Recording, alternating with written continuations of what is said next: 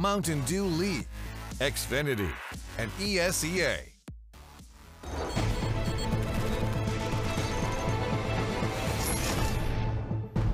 A split in maps was the story last night, and it's going to continue to be the storyline thus far. The first two games of the day being split there between Luminosity and Complexity. However, we're going to be going on to a new matchup, new contenders in Rogue and Ghost. We've got two totally new maps here, guys, two totally new teams. And after this, we will be seeing Complexity again.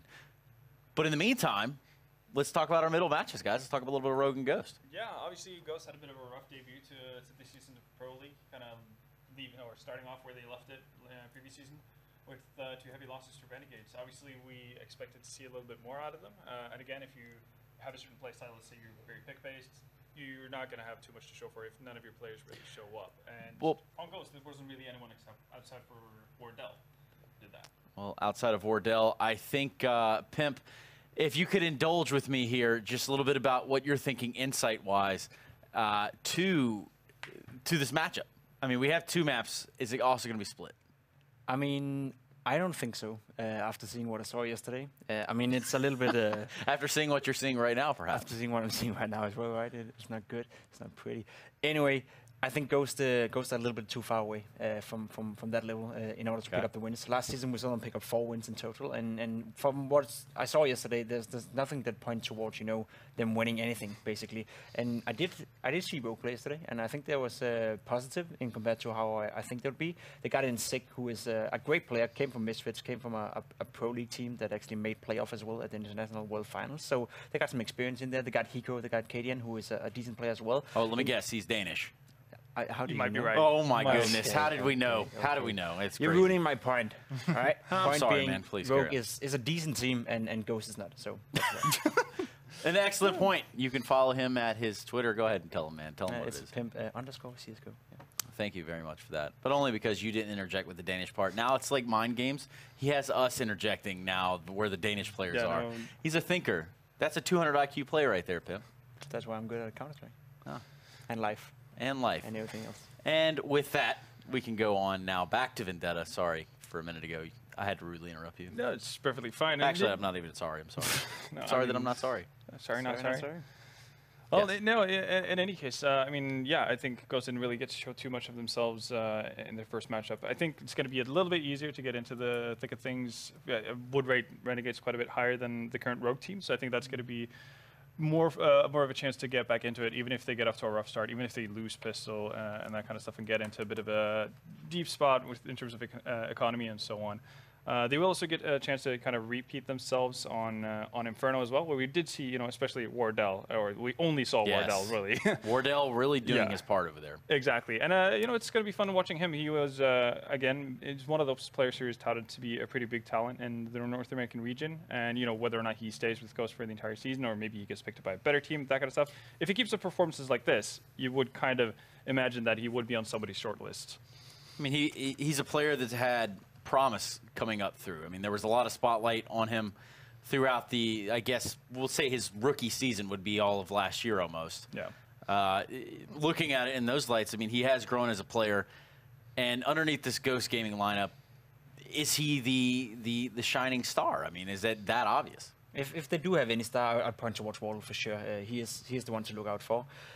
I'd say, yes, he did do well last season, and he started off the season technically well with this Ghost. Like, they lost 16-3 twice, right? So they didn't start off well, but he individually played well. And as Vendetta said, this is a window for young players, and he might have matured in game-wise. Now, what's important for him and what's important for so many players out there, including myself when I was in that age, is maturing outside of the game, being a good teammate, being able to behave professionally and act professionally, because you're never gonna get better than just decent if you don't get that shit under control as well, to say it out loud, So it is great that he shows the potential in game. Now let's see if he can stick it together out of the game, and then I actually have a decent hope for this guy to move up in the ranks. Yeah, and funnily enough, talking about his maturity outside of the game, he did jump a couple of rosters, and one of them was actually Rogue. Yeah. For last season, so a bit of a grudge match maybe coming up here. Obviously, there's been some words exchanged between Wardell and some of the players on that Rogue roster.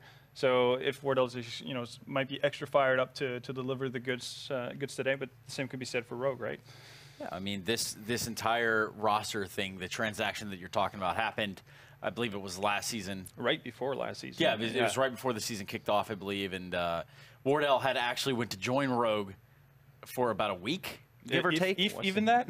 Yeah, I mean, they were all set to play the first match.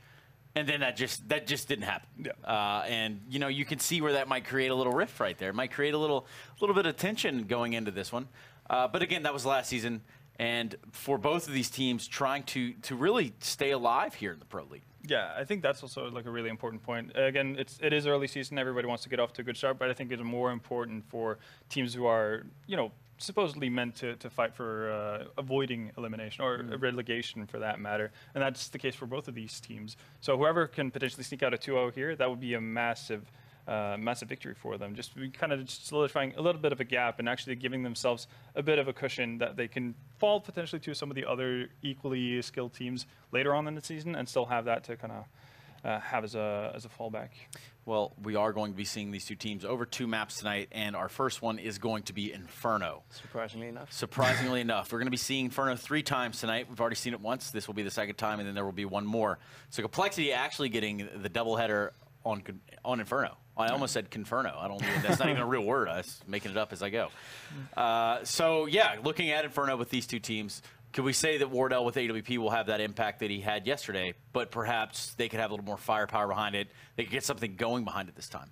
You would hope so. One of the players who obviously has been around Pro League a couple of seasons before this, Subrosa, had an absolutely atrocious game yesterday. You would expect him to do better than what he did last time around, but well, it's a necessity, really, honestly, if they were going to have a shot at this. But, I wouldn't expect to see that collectively of a lapse from the entire team 2 times in a row. It's true, and the problem with Inferno is that it's not really a map that is too friendly for the AVP players. It's easier to shut down an AVP on Inferno than on Mirage, for example. So Wardell needs to pick it up even on a higher level today in order to get as impactful as he was yesterday. And then again, they only won 3 rounds, so he needs to have something behind him. He gets the first few frags or gets the exit frags, but if he doesn't have Subrosa with him, or if he doesn't have another teammate picking up the slack for him, then there's no going to be more rounds than 3 against Rogue either.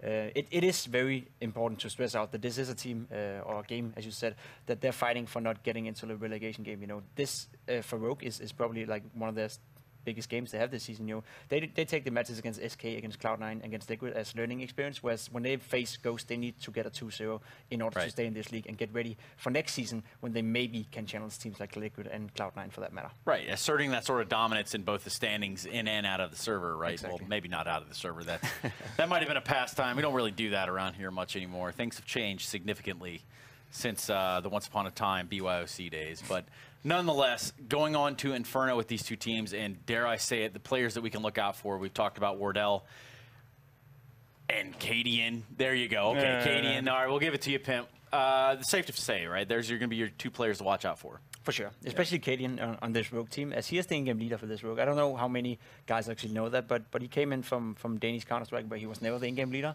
Now he is playing for Rogue, and he's trying to take control over this team. What the hell is going on? He's trying to take control over this team, and it is interesting to see what he can do with this potential in the NA scene, because he is a Danish guy and he's a European guy, which is more important to mention out. And they just play differently. We just try to do something differently than NA guys. Like win. Yeah. Like win. Can't be much different than what everybody just saw right there. So I can tell you that much. I didn't know what happened, but I like to mix things I tried up. to pull through. There you go. You did great. You did outstanding. Please, Vendetta, do you echo that these are your 2 players to watch? Are these going to be the heavy hitters across the board? I might throw a Sick in there on the side of Rogue. Obviously, newcomer to the team, the one who's had most success in Pro League out of these players. If you just don't want to roll back the years too far. So, yeah, I'm expecting him to do well, in addition to Cadian as well. And we also saw him having a great debut in that sense, even though they didn't end up with 2 Ws. But still, Sick is definitely one to watch. Well, W's is exactly what you're trying to do at this point. You're trying to grab some wins here early on in the season and maybe get some hype around your name. That is 100% it. Now, guys, I have one more question. Believe it or not, I have to know who you're pulling for in this one. Well, I mean, pulling for and betting on, or not betting on, but Yeah, we don't bet. Yeah. Secretly I don't rooting bet. for it. No, And if I do, it's on Bedway. There you go. Wow, nailed it. Smart man. Okay, so tell me, where's your money going? I'm putting my money on Rogue this time around. They were surprisingly, I didn't expect as much as we saw yesterday from them, at least for one map, and it was a pretty decent showing overall. And I think they're about just pound for pound better team than Ghost. Team Denmark is going to take it 2-0. Well, how about that? And I think right now Rogue is just a little bit volatile when it comes to in-game, so I'm pretty sure they're also going to be taking it. But taking us into game will be our commentators, Jason Moses O'Toole and that hairy guy. And I don't mean for all intents and purposes. I just have no idea what he's saying at this point. I have no idea what any of it means. Yes, we're back on Inferno. Rogue taking on Ghost. You got some UK representation here. Yeah, no, big fan of that. Stanley, recently joining this Rogue roster, not Rogue roster, sorry, Ghost roster. Your best mate, Stanley. You know, me and him, we go way back. Do you?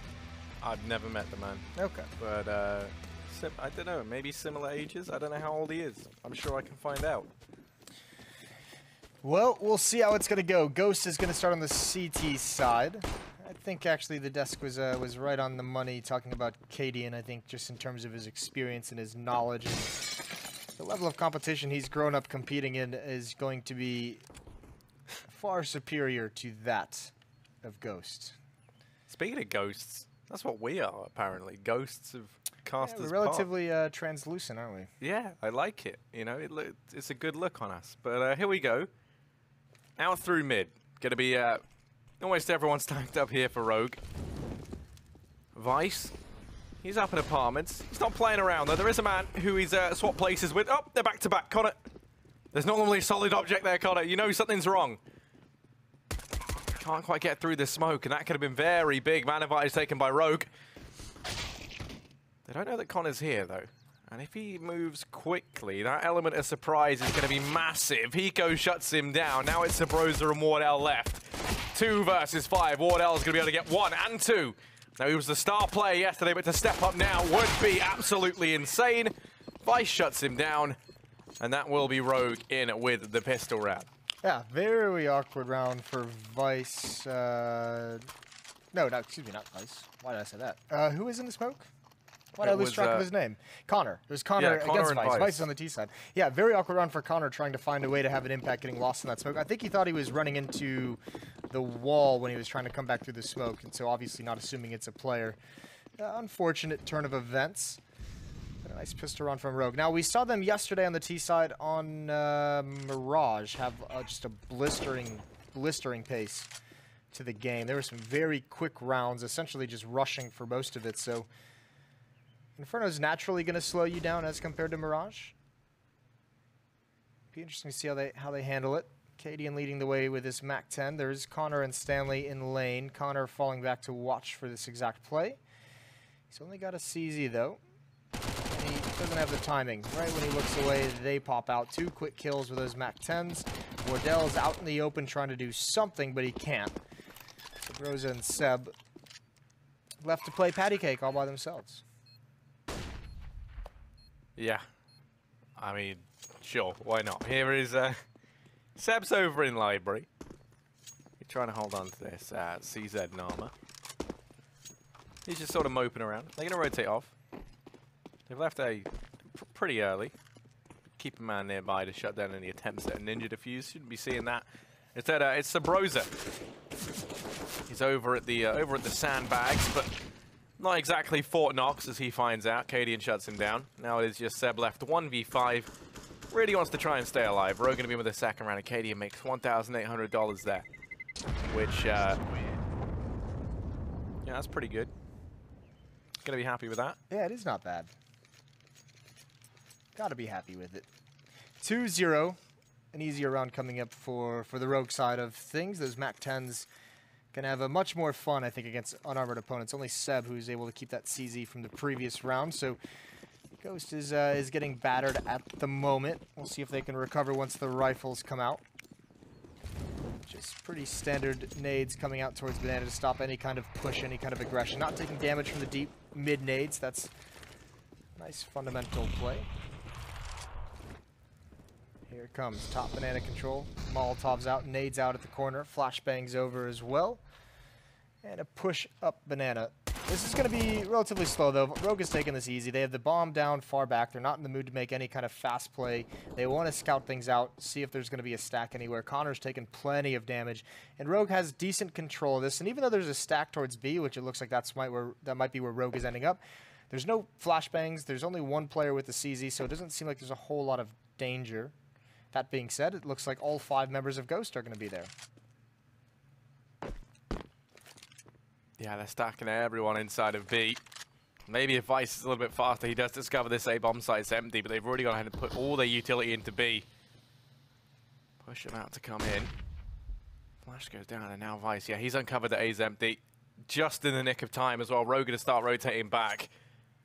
And kind of counting their lucky stars that they didn't head in towards this site. Ooh, that's nice. Yeah, well, Cadian, I like this. Stay at the top of Banana, because if there is a stack, you're hoping that some of those unarmored USPs are going to run right at you and a chance to make way more bonus money. He's going to get that chance. Cadian, an opportunity to rack up plenty of kills. They're walking into it. There's an easy double going for more, but thankfully Seb with that CZ shuts him down. That would have been a lot of cash built up. Yeah, he's made $3,000 off of that MAC-10 over the last 2 rounds, which, you know, you can't be disappointed with. That's going to be Rogue onto a third, and these 3 ready players are going to look to try and hold on to what they can. Not even so much, you know, apart from Seb. He's got something to save. The other 2 just don't want to risk going down to the MAC-10 of Vice and giving Rogue that much more money to work with in the rounds ahead. It's going to be a 3-0 lead. Rogue, they've grabbed that early on. But now the buy can come in at Fort Ghost. And this is their real shot to start to try to apply the brakes to the Rogue train. Money is pretty fantastic, really, for Rogue. So they've still got a while to go before they can go ahead and thrust those guys onto a reset. And then you look over at Ghost Gaming, it's really not that good. And Connor's actually going to keep the MAC-10. Why not? Anything you can kind of do to save up some money. And we've seen, you know, not only the MAC-10, but things like the MP9 are able to be serviceable even in gun rounds against armor. Wardell took a very shallow angle, hoping someone would swing out wide to battle him, and it's not going to happen, but wisely not peeking all the way towards T-ramp. That AWP on Wardell is at the A bomb site. 3 players on lane side, and they want to get a bit more aggressive. So Wardell looks like he's taking the angle towards Boiler, not towards mid. Not going to find anything quite yet. Again, a patient round out of Rogue, much different from yesterday. But they have control of pretty much everything you could want at the T side to start things out. You know, they got it quickly. They have banana control. They cleared out halls. They know no one's there. So they know this is a passive defense going on. Yeah, now Rogue, they've gone ahead and stacked 4 players over here towards B. Vice with that MAC-10. He's been the man they normally leave behind to go on the lurk. Stanley might be about to push on into him, and if he does, his Shadow's surely going to give Vice a bit of an edge in that engagement. It's only 35 seconds, though. That Molotov's going to really push Rogue for time, and they're going to have to commit to this B play. Connor starts to rotate off, and as the smokes now rain in, you can advise peek on around perhaps to try and keep these players from rotating. There's only 20 seconds. The rest of the smokes now start to fall into the site. Rogue, they really have to get a move on. 15 seconds, time ticking away. And Connor desperately trying to buy as much time as he can. The boost from Sabrosa really slows things down as the SMGs go to work. And in the blink of an eye, it's just Hiko left. No one survives for Rogue and Ghost Gaming. They are going to go ahead and get themselves their first round. That was a complete and utter slaughter in B. Yeah, catastrophe. They don't even get a whole lot of kills on that hit, so the money's going to build back up for Ghost. A small mistake. I mean, you like the theory behind it, Rogue. What they did was they threw an execute, they used some of their utility, and then they waited about 10 seconds for any counter nades, counter flashes, counter molotovs, whatever it might be, waited for Ghost to use all of it, and then re-executed, you know, just a little bit later. But the problem with that is, on the 4th round after that 2nd round investment, Ghost didn't have any counter utility left. They'd already used it all. So that 10 seconds of waiting, actually all it did was draw a 3rd player over. So they had 1 player boosted up, 1 player on the ground able to spray through the smoke and get plenty of damage done. And then also distract so that Seb could come through the smoke at Coffins. Rogue in that situation really telegraphing what was coming next. Double op setup now for the CT side. Rogue still has 5 AKs, 5 very strong buys. Connor still on that MAC-10 as well. Using that in the bomb site at a close-up angle. Some flashbangs in a smoke to clear out porch. Nobody there. These ops still feeling bold. He's going to go for the peek. No, that Molotov forces him back.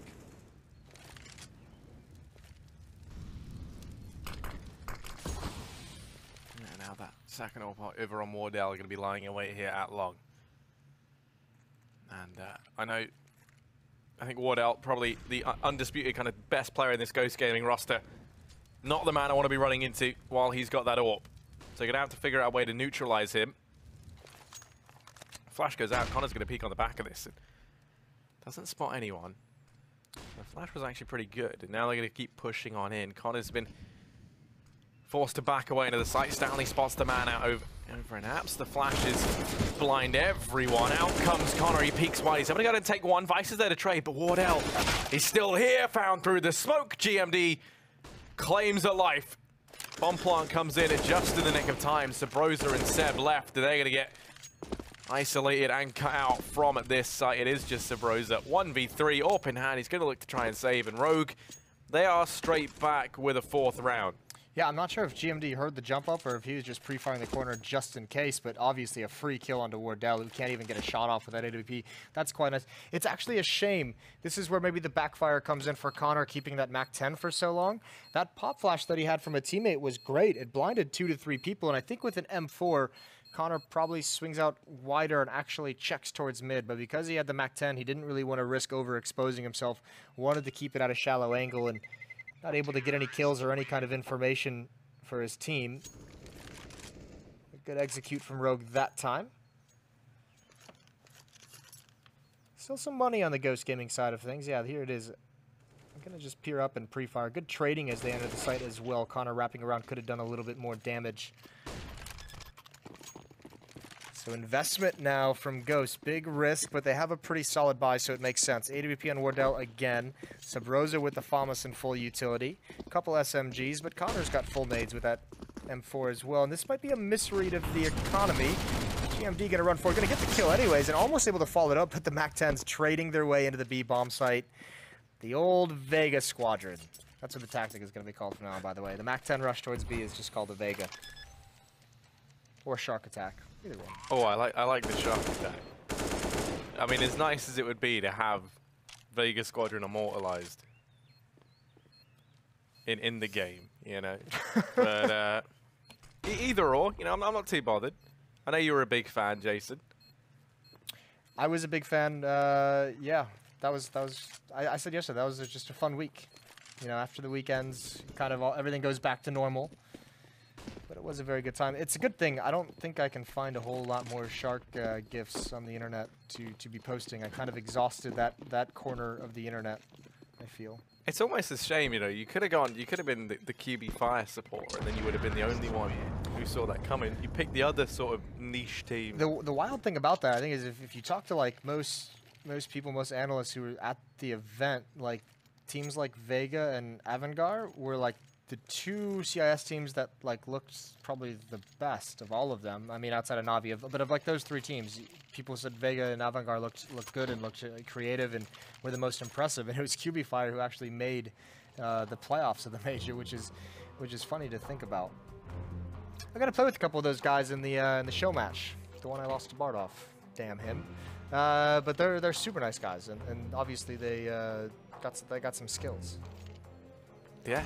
No, I mean, there's no doubt in it. I actually met a couple of them not too long ago. They are very nice, and I was glad to see them do well. But that's enough reminiscing, Jason, you know? I mean, I can see it. Your eyes are glistening.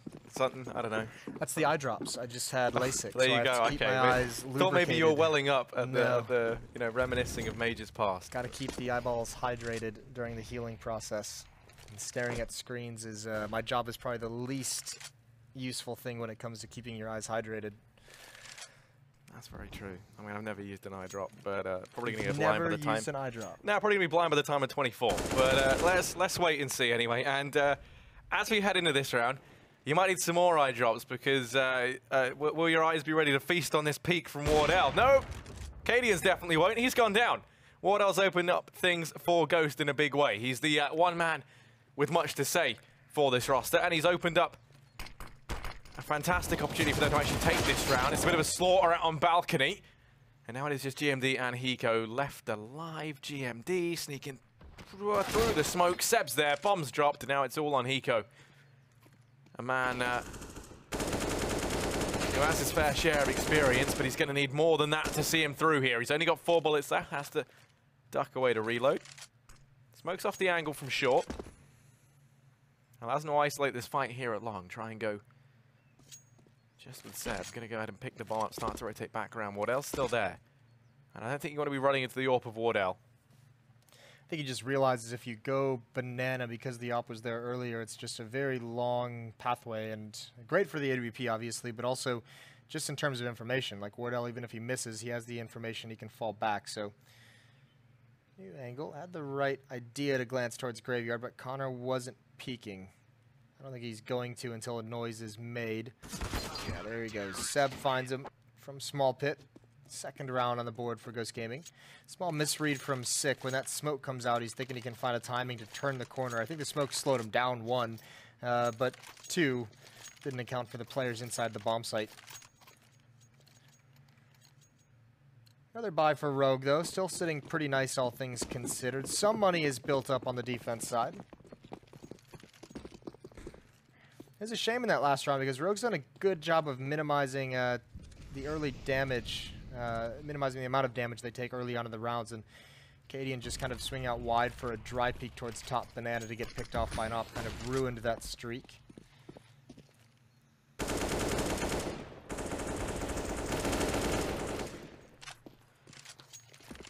But in this round for Rogue,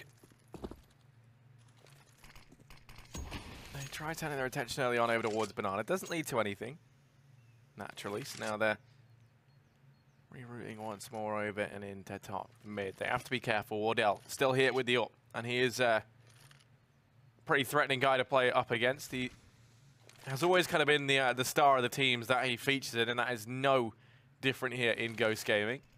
He's going to be holding the angle, aggressively downward short. The aggressive angle, the agrangle, naturally called, and Wardell, well, they're about to come his way. He's got his work cut out for him. Lots of bodies here. He's only able to get 1 before Sick comes in with the trade. Now it's 4 on 4. 35 seconds. Rotation coming in from B. Sabrosa going to be arriving a little bit late to the party, but he is still here nonetheless. And finds Hiko down in mid. Stanley goes down in the pit, but Connor's there to trade. It all falls to Cadian. 1 versus 3. There's 2 players here for him to have to square off against. 20 seconds left, and he'll go down. So Ghost Gaming, stellar defense there as the push comes in. And now money depleted for Rogue. Really nice defensive play from Sabrosa and Stanley working well together. Sabrosa in the sight, swing out wide just as Stanley's coming out of the pit as well. So crossfire setup they get aggressive on, and ooh, we might have it again. Could be the shark attack. It would be beautiful. Sick, Hiko, Cadian with the MAC-10s. Yes, we've got it. We're gonna do it. Here comes, oh, they're all blind, and now they're gonna turn the corner, but there's a Molotov in the way, and this time it doesn't work whatsoever. That's probably what you would expect to happen in that kind of a tactic more often than not. But either way, the cool thing for Rogue is, even despite losing 3 players, they have a 2-on-1 here at the B bomb site.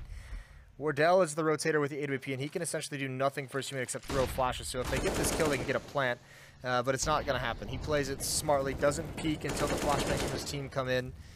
And now there's no chance of Cadian to get this bomb and get it down. Seb still just delaying and buying for time. So with the pre-fire coming out from Cadian is a good read on the situation, but just impossible to find anything. And there's a deeper reason, Jason, why I like that being called the shark attack. Okay. Sharks have to keep moving forward. If they stop or they swim backwards, they die, they drown.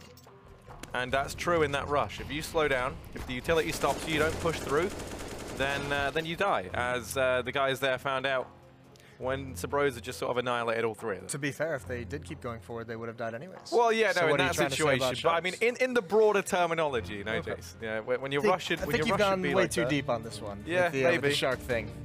I like the idea though. I mean, coming from you, just being told you've gone too deep into shark territory, that is... Listen, I just pretty much searched for Ghost Shark clips. It's an amazing movie. Not a fan of a Sharknado. It's where, well, I mean, you know, Ghost Shark is where there's a ghost of a shark, as you could imagine, haunting a house. So, or A haunting, house? maybe not a house. He's haunting something in the city. I didn't actually see it, but I was gonna it's say an incredible premise. bit of a long stretch. If It's he's a very incredible haunting a premise. house. Oh, yeah. No, I didn't see that one coming. Okay, well, I hope he's not haunting apartments, as right now, Ghost, they don't have any control there or something. I don't know. Rogue, they've slipped up through long. And Wardell, he's missing everything, very uncharacteristically so. 4 players for Rogue have ducked down into CT, and this could cause some problems. Although Ghost Gaming are very aptly readjusted inside that B bomb site. And with no one really left to pincer in, this position in CT doesn't give you that much. How the hell did 4 players from Rogue get here without losing a point of damage? This is insanity. Oop, that's a nice shot from Vice. Would love to do more. He knows he's getting pinched. He's got to take a fight somewhere. Does some damage, and here comes that hit into the B bomb site. That was a critical kill, but a good trade. At least a plant is going to come from this, and we'll see if it's anything more. Smoke will delay this retake. There's going to be 3 players blocked off here. Oh, Rogue is desperately looking for any weapon they can pick up. 3 Molotovs and a smoke remaining for Ghost. We'll see if they can make it happen. Here it comes, starting out, smoke.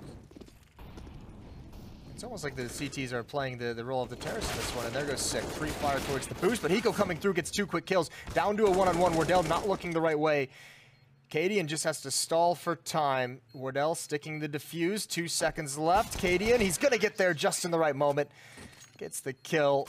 6th round for Rogue. A miraculous win, you have to say.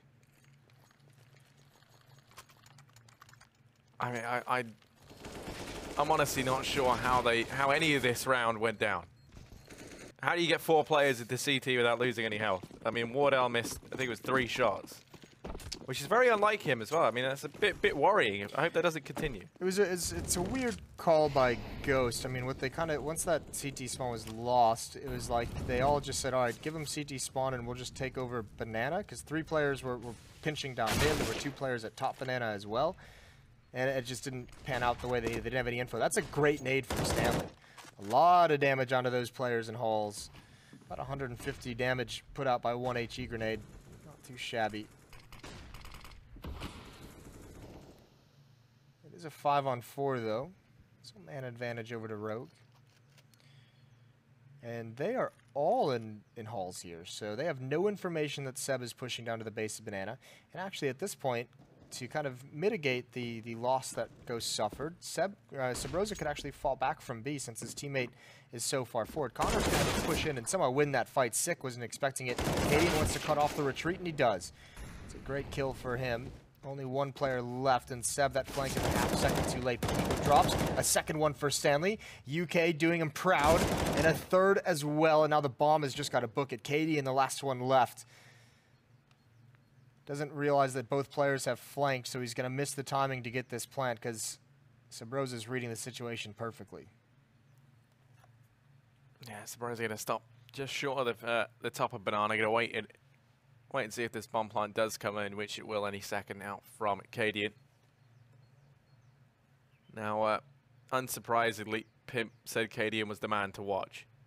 But let's see if that holds true. I mean, this is a 1v3 he should never win, especially with how little time he's left himself. As he checks the rest of the site, the bomb plant's going to come in, Sabrosa will peek, and Cadian goes down. He does manage to just get the bomb plant in, so a little bit of money made for Rogue.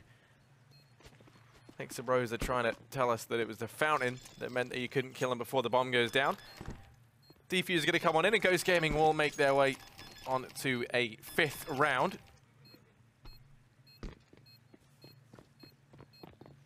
Good stuff there from Stanley. Yeah, he did a very nice round, didn't he? Saved the day in a lot of different ways. So, yeah, this was great. Good peek behind the flames. Hiko unable to land that shot, watching for that exact peek, and put Katie in a tough spot. Well, either way, that plant's going to help Rogue by 1 more time. The money is all gone for them, so they're going to need a win. AWP in the hands of Cadian. Sick on the CZ. UMP and 2 AK-47s against a fully equipped CT side. And I think Wardell is going to be scratching his head because he did the maths wrong. Didn't realize they'd still be able to afford an op. Goes, standing in some fire, cut off. He's sandwiched between two of them. Can't go forward, can't go backwards. Thankfully, no one peeks into their own flames on the CG side. But a lot of pressure on this defense over here at B. That smoke is going to buy him some more time to get into better positions. They're actually going to do a boost over this half wall. Seb with a chance and taking a little bit of time. Here it comes, but smoke is in the way and he jumps up. He takes the shots, but he misses. GMD gets behind the logs just quick enough, and Subroza playing with fire here, spamming through the smoke, but it disappears. He's got to get back to that B-bomb site. They don't pursue it. Now here comes the push. Vice can't handle that. Cadian misses the opportunity. And Ghost Gaming gets away with one. Yeah, and they're going to go very, very quickly in towards B. Stanley rotating around. All the pressure now falls to Subroza. He's down behind the fountain. GMD runs in, spraying away. Doesn't get anything done. Stanley's going to fall as well. And Subroza dancing around. The fountain shots rain left and right. And Sick finds the head. As now it's Connor. 1 versus 2. He's going to go back and grab the orb. That's the save call coming in. Ghost Gaming going to be on to a 6th round. The Rogue going to be on to a 7th round, rather. You did the math wrong, too. Yeah, you know. Never was my strong point. Yeah, I mean, fair call by Connor. 19 HP, it's not a high likelihood. I know 1v2 seems doable, and there's some low HP on the Rogue side of things, but you can't imagine that he's going to be retaking that without taking a bullet. So giving it up, having the AWP, and that might allow Ghost, if they want to risk it, to buy around it, but unlikely, because you can see the money there. It's not great, so maybe upgrade a couple pistols, maybe invest in some smoke, and see if Connor with that op can do anything for you. Sick dies to the bomb blast, which is unfortunate. Do you think that will make it any more likely that we might see a force come out? No. Oh, there's still good money up for Rogue. It's good enough to survive that. I mean, it's not great. In another world, I think if there's a little bit more money, but no one on Ghost can even afford, you know, an M4. Oh, wow. All right. I take it all. Well, it's a half buy, so I'm half right. Or full. I don't even know what to call these anymore. Either way, pretty big investment for Ghost. Maybe it did influence the decision. A couple Mac 10s on the board for Rogue. They were thinking along the same lines that I was.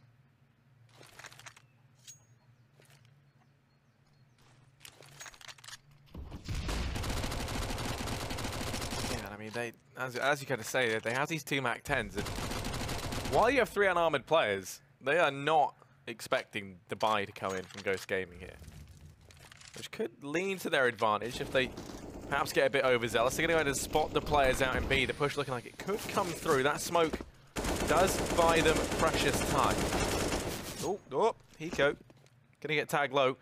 Little shimmy to get himself out of danger. Stanley goes down, pushing apartments, and that could be the thing that turns the tides of battle here. Rogue starts to disappear from Banana, leaving Sick to hold any sort of aggression. Subroza is going to be pushing on up for the information.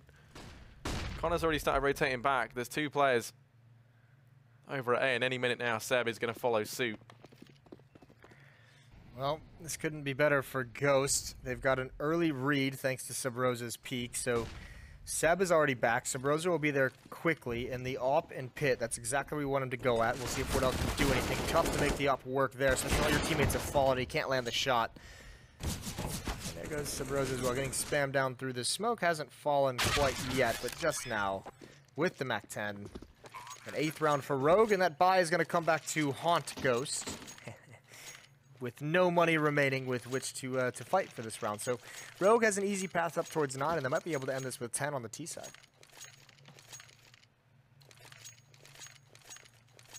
Yeah, and I mean, at least the one thing here is, as a result going for that force in the previous round, Ghost, they eco this one out, and then they combine to the last round of the half. And they're going to be stacking over here toward B. All 5 players in this one area. A singular flash as well, so if anyone from Rogue does come their way, they'll know about it. Flash goes in, but it hasn't blinded anyone. It's just going to be a bit of a massacre, you would imagine. Damage is being done, but Hiko is quick to get things back under control. As him and Sick, they go ahead and lock down Banana.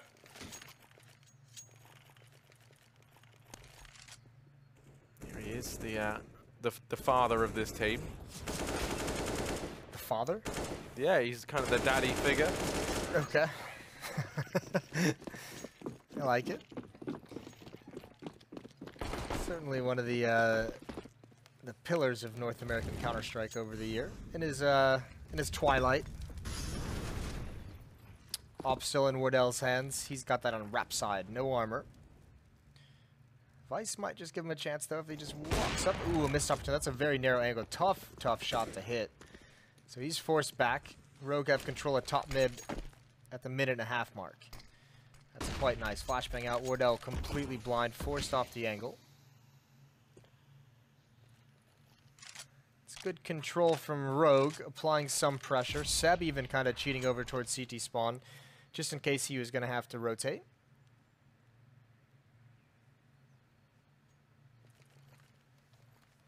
And you can see, I mean, Sabrosa has started to make his way over. Seb, as you pointed out, he's in CT, so he's in a position that could very easily get smoked off, and then we're in a 5-on-5 retake.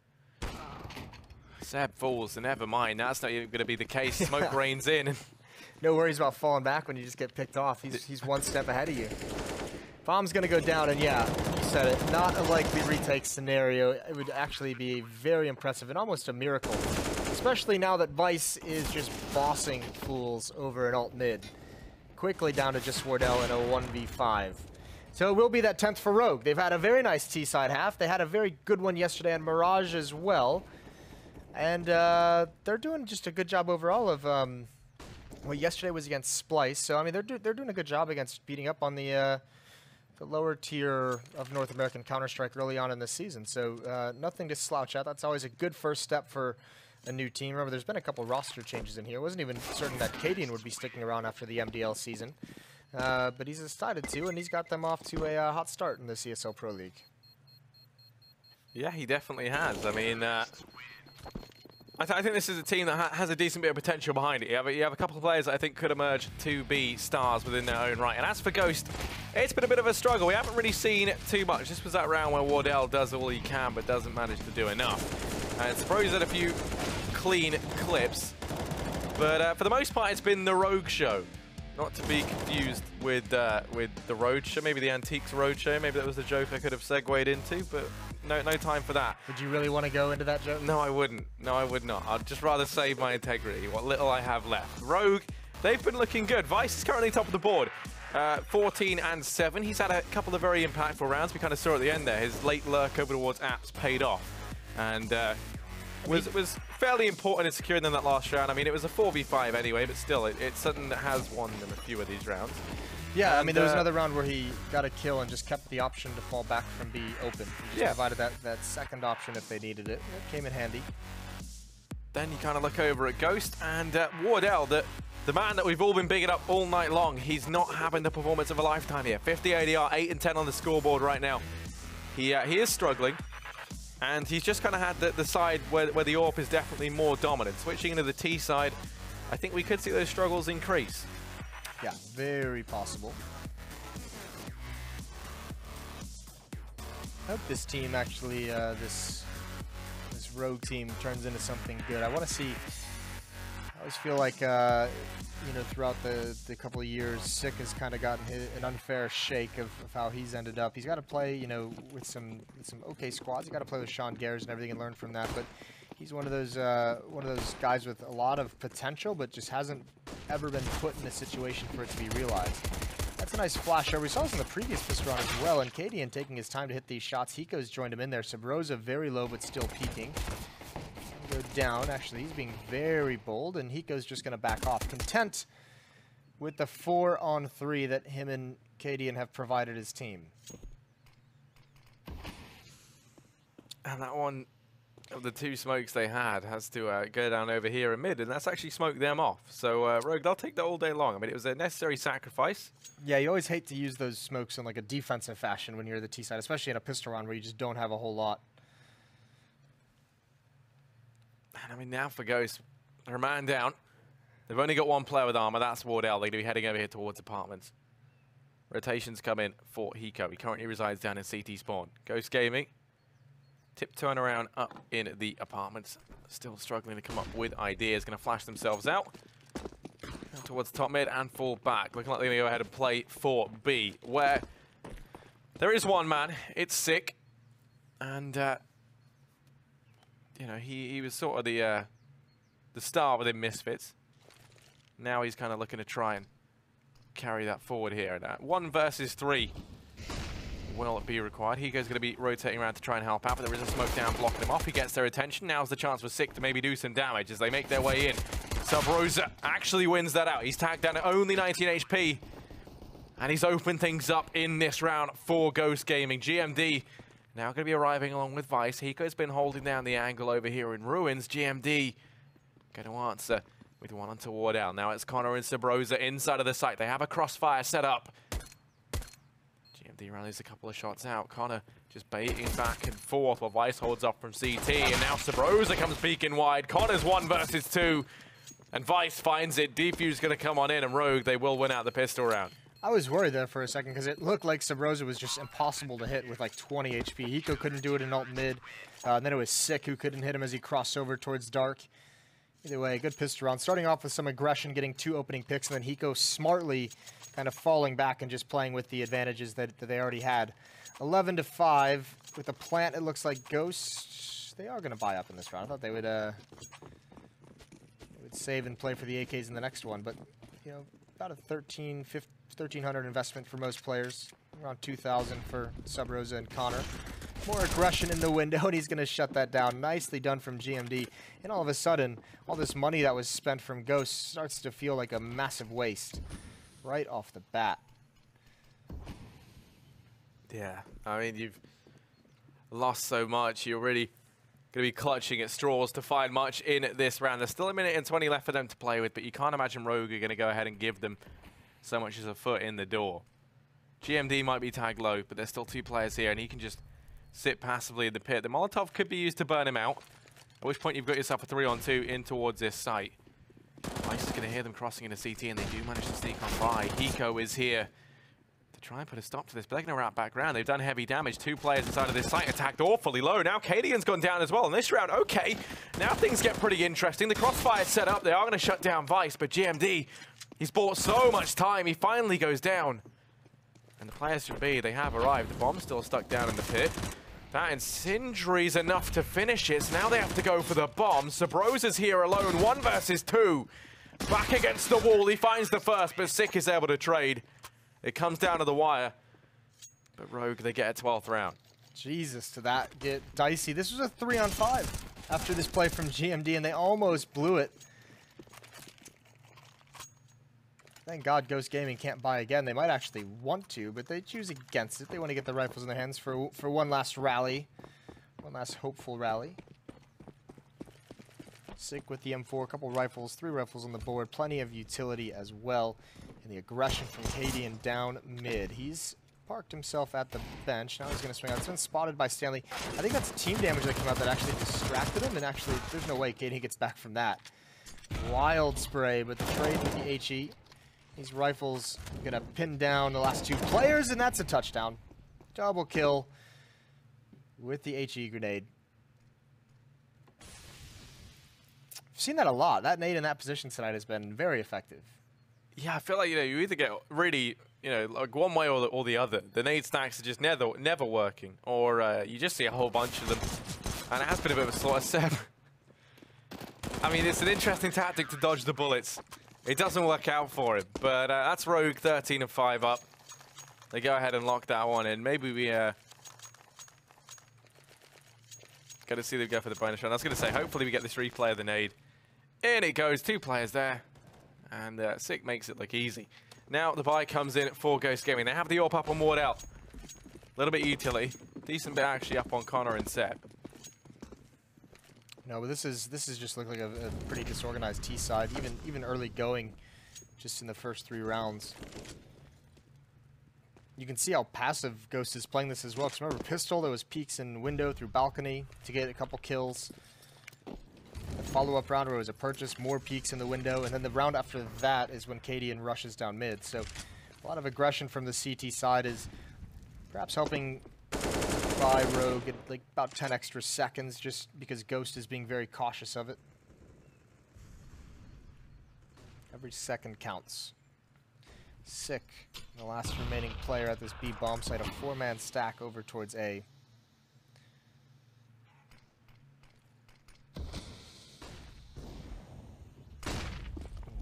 Going to be flashing Vice in. One is actually able to open up, but the trade comes through from KD and Hiko. Oh, he's been tagged within inches of death. He's got 1 HP. KD's going to go down. GMD does manage to trade from the pit, but now Wardell's here. Doesn't want to take that fight. Wardell's going to find Hiko. Flash goes high. Allows GMD to take this peek, but he gets nothing done with it. If he wins this out, maybe it's possible. Wardell going to miss that shot. Finally, he's able to remedy it. And oh no, the bomb's been dropped. This round has been so back and forth. Now it's Wardell versus Sick. Sick doesn't even need to actually engage Wardell. There's no time for Wardell to go recover the bomb and go to B. So all Sick has to do is just hide in the A bomb site, because if he's going to get that plant ever, and in fact, this round's just over because Wardell has to clear so many spots. He obviously has no idea where Sick is, so no chance of getting the plant down. This is great play from Sick. And a brilliant kill towards alternate mid. A bit fortunate that the timing is there where he hasn't passed in towards Halls. And Wardell is just stuck with nothing to do. 2 kills for him, and Rogue barely hang on to that one and squeak it out. 14-5, and the money is looking good for Rogue. They're going to have another solid buy. Wardell can't drop anything because he survived past the time, so no bonus money for losing. They'll scrape some things together just because they absolutely have to, but it's not going to be great. Yeah, I mean, you kind of said that their T side is looking very disorganized, and I mean, ultimately that round is lost through that disorganization. The bombs left back over in T. So maybe they didn't anticipate the success they would have out towards A, but no one keeping an eye on Banana. The bomb being left behind is ultimately their demise. Rogue going to be 14-5 up. 9 rounds between them and Ghost Gaming, and it is a force buy here from Ghost. Their last hurrah as they look to try and start to pull this back and keep it within regulation.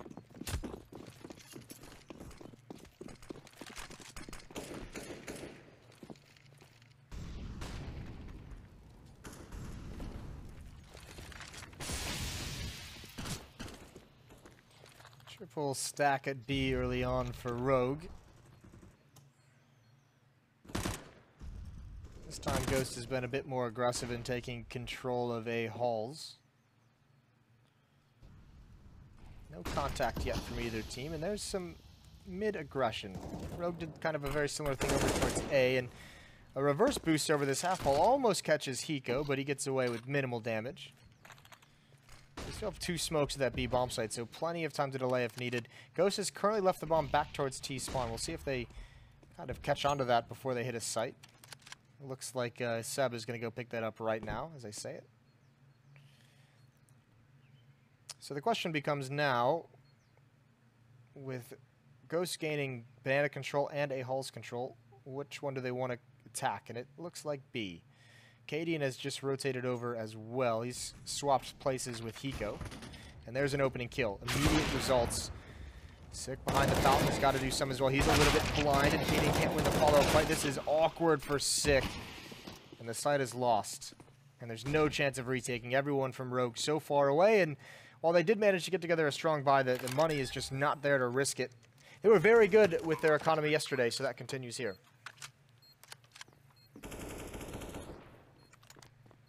Yeah, the economy management rather is definitely there. I think that kind of comes as well from having the experienced players within your roster. Right? You have Hiko and KD to really reel it in on these youngsters in this roster. And you know, we kind of see some questionable economic decisions do come in from a few of these NA teams, and I think some of that does stem from perhaps the restraint that isn't quite there. It isn't quite there within some of these rosters. Not so much the restraint, but it's always you need that one solid voice, and especially on like some of the lower teams, they don't have that voice. Obviously, in this one, it is Cadian and being backed up by Hiko likely, but a lot of times you'll have someone who's quote unquote the in-game leader and make a call, and he's got people countermanding his calls or his orders. I think everyone's kind of experienced that at the lower tiers as you kind of build up. So. Just having that one voice is very nice, because the only wrong thing you can really, I mean, maybe not the only, but like the most wrong thing you can do in all of Counter-Strike is not do something as a team. Like even it's better to have all 5 people doing the wrong call than having 3 people doing different calls. So if that makes sense. I think it made sense. No, it does make sense. Cool. It's a nice little teachable moment there. It's getting early. But as we head into the later stages of this second half. It's going to be a fight or flight for Ghost Gaming. And I'm trying to interweave the fact that you have a flight to catch in a matter of hours, Jason. I do have a flight to catch in a matter of hours. Which is always exciting. It is a race against time to keep you in the studio. Yeah, the update really helped me out there. It did. Game No trying to throw a spanner in the works. And speaking of that, it's going to be nades down bananas. Try and do exactly that to Ghost Gaming. Doesn't actually find too much damage. Stanley, he brushes that off. A cool, collected 5 HP gone.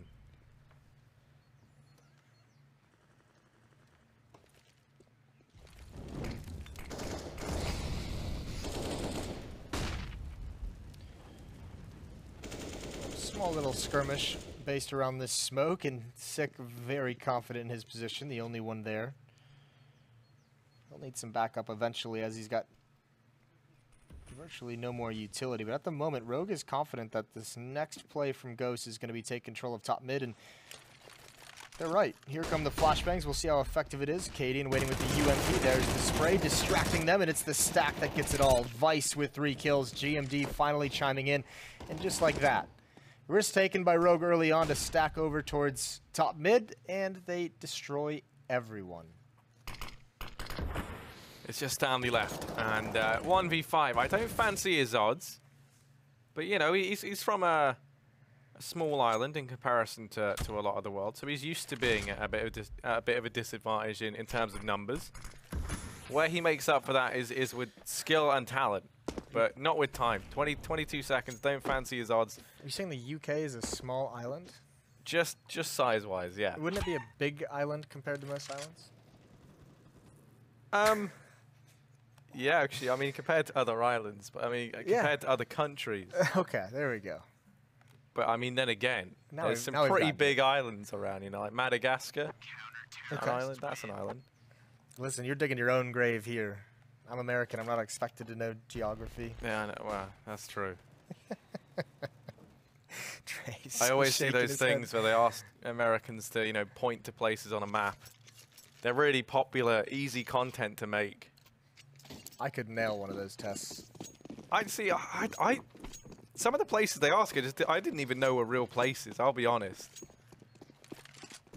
I would just like throw one in, and I'm convinced they've made it up for the test. But anyway, we're going to be getting into what could very well be the last round here. Ghost Gaming, they're going to need 9 rounds consecutively to pull this back. And Sabrosa, he's up in apartments. They're going to try and make some noise. Can't imagine the neighbors will be too pleased, and he's going to get tagged down to 9 HP. This app's push just not meant to be. A couple of smokes do rain in and out towards the A-bomb site, but this push is coming in so disjointed. You kind of said about decisions how to be made as a team, and you've got Stanley and Connor pushed up inside this B-bomb site. They're trying to get work done. They're here on their own. Six going to fall up close. Connor does take one back. The trade doesn't come in from Six just yet, so he's giving them a bit of an opportunity. Now the rest of the guys left to execute in towards A. There's 3 players here to defend. Rogue are looking good. Yeah, but Sabrosa has an AK-47. He can't even get close to those flames. Only 9 HP. He was dinked right at the start. Seb's got to start going, and he catches Vice jumping up but can't complete the kill. And there it is. Rogue are going to close it out over Ghost Gaming. A nice win off the back of a solid first half, 10-5, and then a relatively easy finish to things. So congratulations to Rogue for winning that first map in this set. That was quite nice. A good game at Acadian. They had a lot of really nice counter calls on the CT side. Thought Sick played well. Vice had some good plays as well. Either way, guys who know everything are going to be coming back after the break. Stay tuned for the analyst desk.